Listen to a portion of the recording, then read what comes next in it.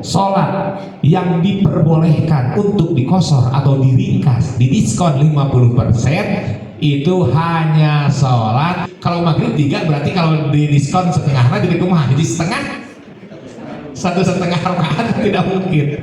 Kebanyakan di kita keringanan itu, diskon itu suka diambil duluan, perjalanannya belum. Tidak bisa mengkosor sholat jika kita belum keluar dari batas desa kita.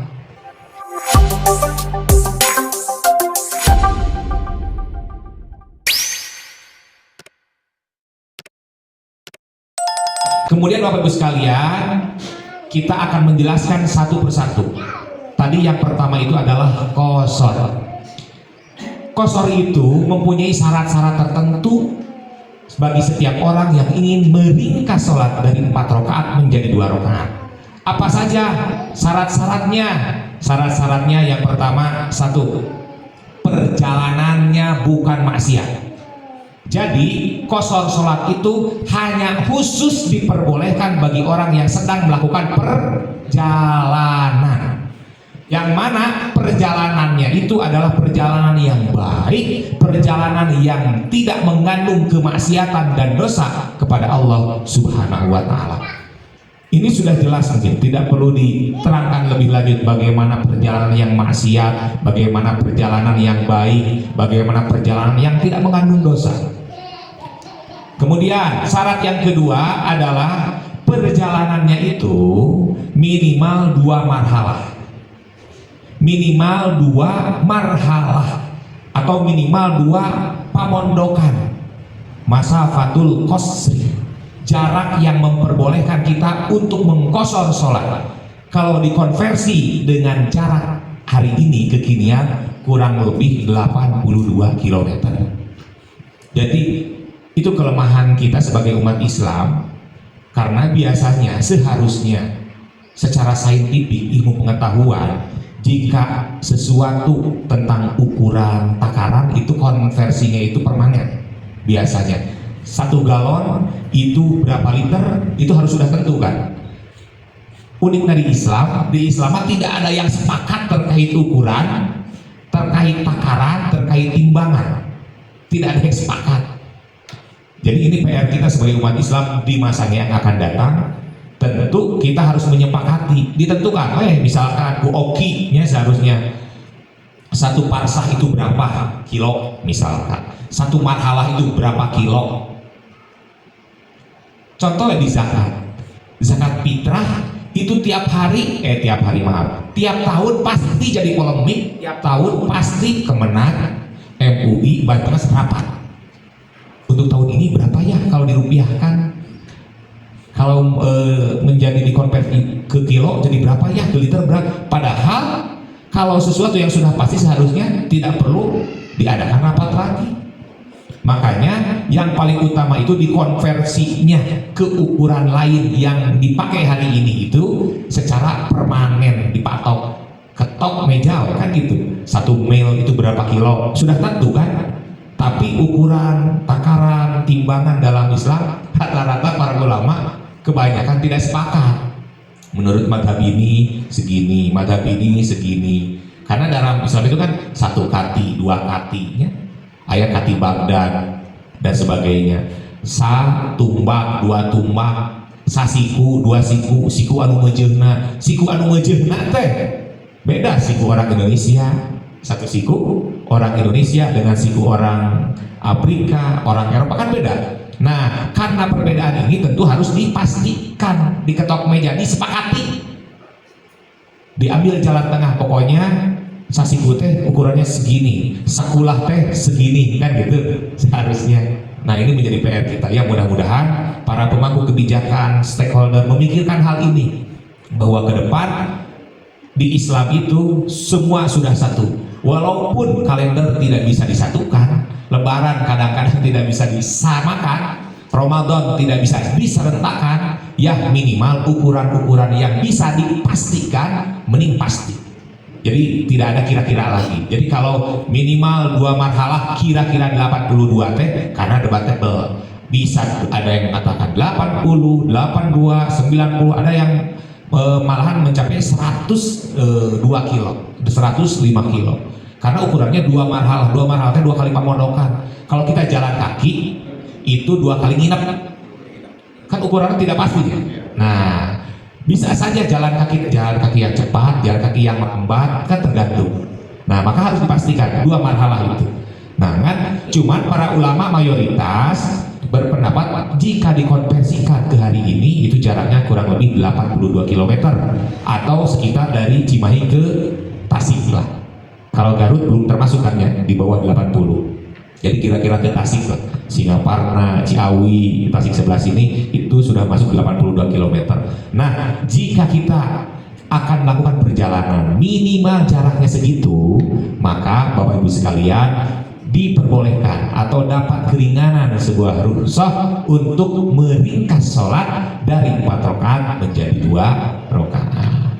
Selanjutnya syarat yang ketiga ialah jenis sholatnya itu harus bangsa 4 rakaat. Karena seperti kita ketahui, sholat yang kita lakukan itu ada yang berjenis 2 rakaat, ada yang berjenis 3 rakaat, ada yang berjenis 4 rakaat. Nah, kalau sholat yang diperbolehkan untuk dikosor atau diringkas, didiskon 50%, itu hanya sholat bangsa 4 rakaat. Jadi apa saja? Duhur, asar, isya. Kalau maghrib dan subuh itu tidak bisa. Karena tidak mungkin. Kalau maghrib 3 berarti kalau didiskon setengahnya jadi kumaha? Jadi satu setengah rakaat tidak mungkin. Jadi itu sudah ringan. Kemudian apalagi kalau subuh menjadi 1 rakaat, menjadi witir mungkin ya. Nah, jadi itu hal yang tidak mungkin dan tidak diperbolehkan. Yang diperbolehkan untuk dikosor itu hanya sholat minimal bangsa 4 rakaat. Selanjutnya, syarat selanjutnya ialah tetap dalam perjalanan sampai selesai sholat. Artinya apa? Artinya kita boleh mengkosor sholat itu hanya di dalam perjalanan. Tidak boleh kita sudah sampai ke rumah kita. Hanya di dalam perjalanan atau kita sudah sampai di tempat tujuan itu boleh. Karena dalam perjalanan. Yang tidak boleh itu misalkan kita berangkat ke Tasik. Dari sini berangkat kurang lebih jam 8 pagi-pagi berangkat ke Tasik. Di sana lohor kita tidak sholat, kemudian pulang lagi sampai ke Cimahi lagi itu jam 4 sore. Nah, kalau kita sudah sampai rumah maka kita tidak diperbolehkan untuk mengkosor. Jadi harus di dalam perjalanan. Ya minimal sebelum kita memasuki batas desa kita sudah mengkosor sholat duhur atau sholat asar atau dijamak keduanya misalkan. Boleh, kalau sudah mencapai tujuan itu masuk dalam kriteria masih di perjalanan. Karena perjalanan itu kriterianya ialah kita keluar dari batas wilayah desa kita. Kalau sudah masuk ke dalam desa kita berarti sudah kembali, sudah selesai perjalanan. Nah, melakukan kosor ini minimal sebelum kita selesai melakukan perjalanan, sebelum masuk batas desa kita. Nah, akan tetapi Bapak Ibu sekalian, perjalanan itu ada aturannya. Salah satunya ialah tidak boleh melewati 3 hari di satu tempat. Batasnya itu 3 hari. Misalkan abdi saya berangkat ke Tasik, mudik ceritanya. Saya di Tasik itu berencana akan tinggal selama seminggu, namanya juga mudik. Domisili saya di Cimahi. Nah, sebelum saya melebihi tenggat waktu 3 hari di Tasik, maka status saya adalah musafir, orang yang sedang dalam perjalanan. Boleh mendapatkan rukhsah, boleh kosor, boleh menjamak, boleh kedua-duanya. Akan tetapi pas hari keempat maka saya sudah masuk dalam kategori pribumi. Jadi batasannya adalah 3 hari. Nah, sesudah itu saya tidak boleh lagi atau tidak mendapatkan rukhsah lagi, harus normal. Harus normal, lebih dari 3 hari. Nah, kecuali tatkala kita berpindah-pindah, tidak menetap di satu tempat 3 hari. Misalkan saya dalam rangka perjalanan dinas. perjalanan dinas teh di Jogja 3 hari atau 2 hari, di Surabaya 2 hari, di Semarang 2 hari, terus walaupun selama 1 bulan penuh, tetapi kita terus berpindah-pindah, maka status kita adalah musafir. Boleh, karena berpindah-pindah. Jadi Ibnu Sabil, anak jalanan, gitu ya. Nah, Bapak Ibu sekalian, selanjutnya syarat yang kelima ialah telah melewati batas desa domisili. Tadi sudah dijelaskan, itu batasan minimal. Jadi kita belum masuk ke musafir, belum masuk kategori safar jika masih berada di wilayah kita, di batas desa kita, batas lembur, batas qaryah, belum masuk kategori musafir, sehingga kita tidak boleh atau belum mendapatkan keringanan.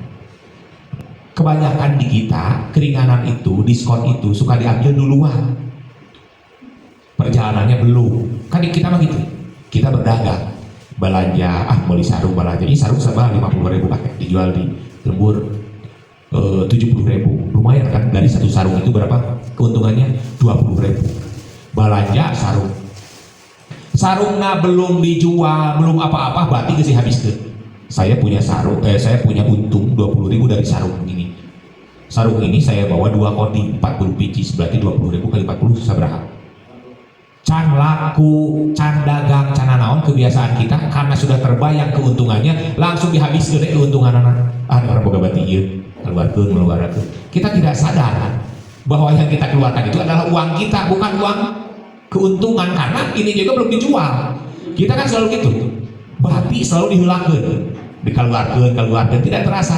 Padahal barangnya juga belum dijual, cahaya batian, gini saja can balik, modalnya juga belum balik. Nah, kita tidak bisa mengkosor sholat jika kita belum keluar dari batas desa kita. Badai ka mana mah? Badai ka Jakarta. Terus sholat acan, badai kosor, ngarah teu capek teuing. 4 rakaat jadi 2 rakaat. Masih di rumah sudah mengkosor. Padahal kemarin di bab sholat safar sudah dijelaskan, jika kita belum melewati batas desa masuk masuk kategori belum melakukan safar. Jadi harus batas desa itu terlewati. Sudah terlewati batas desa, boleh di musola mana, di pom mana kita melakukan sholat kosor, gitu ya. Nah, kemudian selanjutnya yang keenam, syarat-syarat kosor selanjutnya ialah kita tidak makmum kepada orang yang tidak kosor. Jika kita berjamaah, tidak munfarid melakukan sholat masuk kategori diringkas kosor, duhur menjadi 2 rakaat, asar menjadi 2 rakaat, isya menjadi 2 rakaat. Salah satu syaratnya kita jika berjamaah menjadi makmum, tidak menjadi makmum orang yang tidak kosor. Karena apa? Kan tidak sama. Kita mendapat keringanan, yang jadi imam orang yang tidak mendapatkan keringanan. Wong dia mah 4 rakaat, saya 2 rakaat. Engkewe pas tahiyat awal maneh nama nangtung, kita salam. Tidak bisa. Karena kalau jadi makmum harus mengikuti sampai selesai, mengikuti imam. Makanya harus sama. Nah, bagaimana kalau misalkan si imam itu sudah sholat 2 rakaat duluan, statusnya bukan kosor, tapi sudah 2 rakaat duluan, jadi kita masuknya ke masbuk. Nah, boleh enggak? Kalau kita kosor, kita tetap enggak boleh. Beda pangkat, beda niat. Kita punya dispensasi, orang itu enggak punya dispensasi. Makanya ini dipersyaratkan, sehingga di dalam niatnya pun kalau menjadi imam harus memakai imaman, kalau menjadi makmum harus memakai makmuman. Saya menjadi makmum, saya menjadi imam, harus disebutkan dalam niat. Berbeda dengan sholat biasa, kadang-kadang boleh kita melakukan sholat tidak memakai niat makmum, tapi kalau menjadi sholat kosor itu harus, gitu ya. Kemudian selanjutnya nomor ke-7, syarat-syaratnya itu ialah mengetahui hukum diperbolehkannya kosor. Jadi intinya kita harus bertanggung jawab atas hal yang kita lakukan. Kita tidak boleh melakukan sesuatu karena dasar ketidaktahuan. Kamu tahu nggak hukumnya begini? Enggak. Kenapa kamu lakukan? Karena nggak tahu, nggak boleh pada dasarnya. Jadi orang melakukan qasar itu sudah mengetahui tentang keilmuan qasar, sudah mengetahui hukumnya, syarat-syaratnya, dan sebagainya, kaifiatnya. Jadi jangan sampai salah, gitu.